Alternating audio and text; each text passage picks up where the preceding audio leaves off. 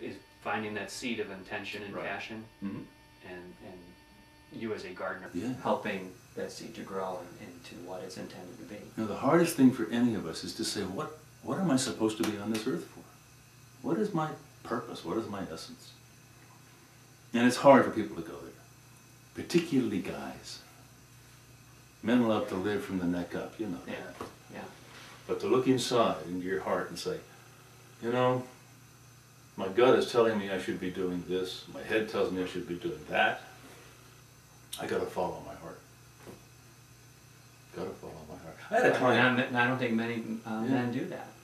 I had a client, and it's getting better. The guy said, "Go ahead." I had a client Wednesday afternoon. He's been in advertising for about 25 years.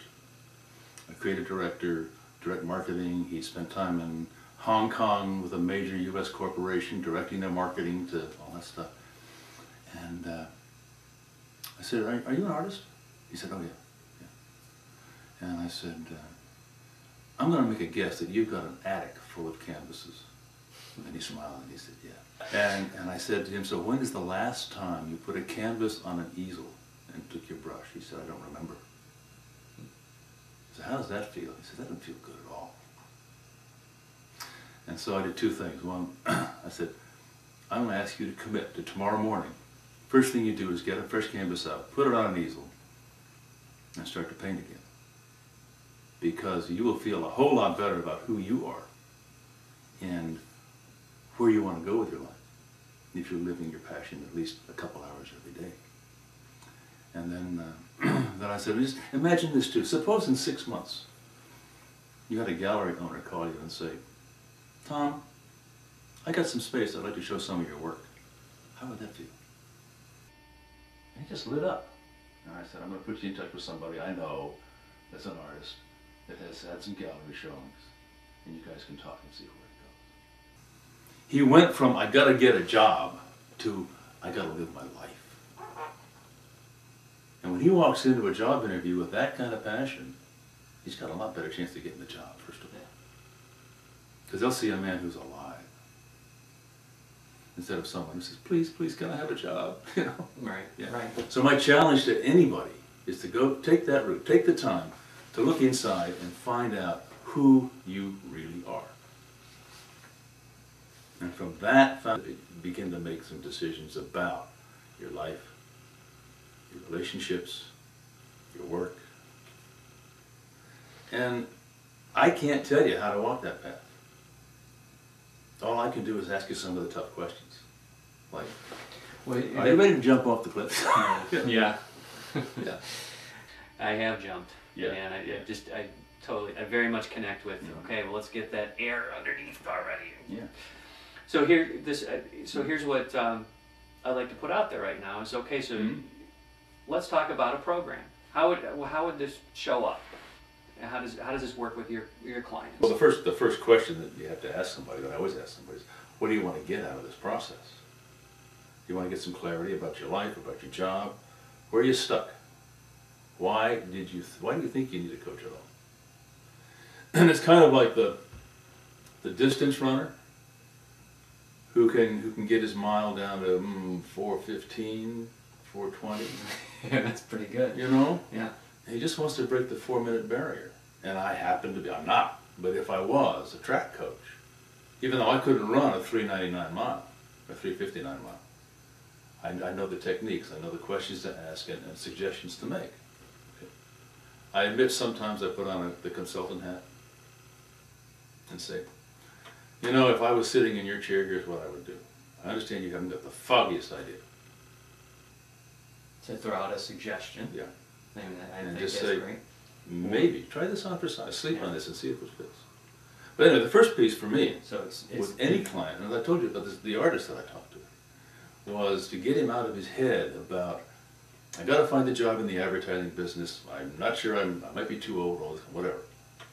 Get the dialogue out, the negative dialogue, and say, what are you really? You're an artist, aren't you? You need to live that part first, and that will nurture the rest. I had gosh, I'm in career coaching now because I do that pro bono downtown once a week, so I get a lot of instant clients kind of stuff. But this one lady was going for an interview at Saks Fifth Avenue in the cosmetics department. And we talked, and I asked her, so what really lights your fire about life and about retail? She said, I love fashion. I really, really love fashion. Walk through Saks before you do your interview. Look at what they're doing in the fashion department, not the makeup department, not cosmetic, the fashion department. And if you think they need some help, go into the interview and take charge of the interview and tell the person interviewing you, if you were head of the couture department, the buyer, here's some suggestions you would have, some changes you could make. She called me a week later. She got the job in couture. And she loves it, just loves it, because that's where her heart was. You know, painting faces was not her gig. So as we progress through the series, I think the first part, the next piece, the next episode will be about purpose and finding purpose. Well, let me ask you this: what brought you to create Get Real?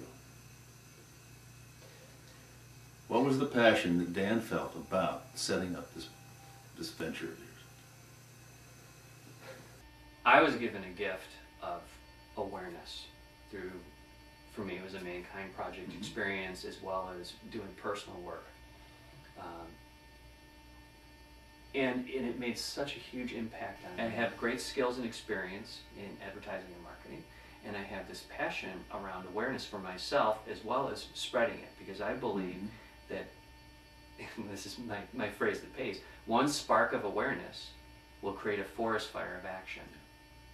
And I know it works for me. If it works for me, it works for you, and it works for anyone else watching out there. And so roll it back one notch.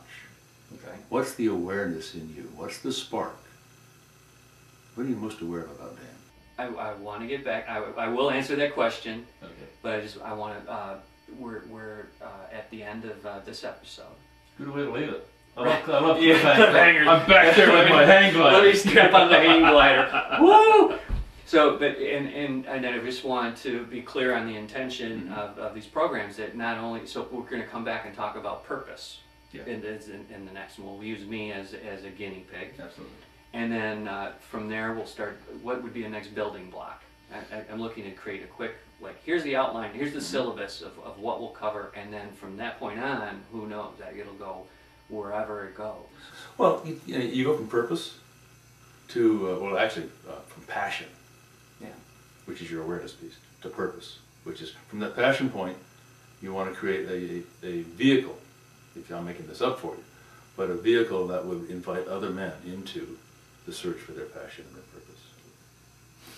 Okay? Then you say, to get there, what do I have to do? All right, so another piece. What are some of the goals? What are the things? Once you have some of the goals? Purpose and passion, Right. Developing goals, And then the strategies to get those goals done. Okay. And don't forget the celebration when you get there. No, I'm terrible at that. I like to just. Okay, what's next? Are you like me? You look back and say, "Well, if I'd done differently, it would have been a lot better." Yeah. We'll talk about. I'm getting better. There's a phrase that we use called gremlins, which is a World War II kind of thing from the pilots here. The gremlins on their wings that were going to take them down. But all of us have those inner voices, convenient phrases, gremlins, that try to convince us not to do what we're supposed to be doing. Boy, that's a whole episode. We'll talk about those guys. Yeah. Great. Thank you. Well, George, thank you. And everybody, get real, stay real. See you next time.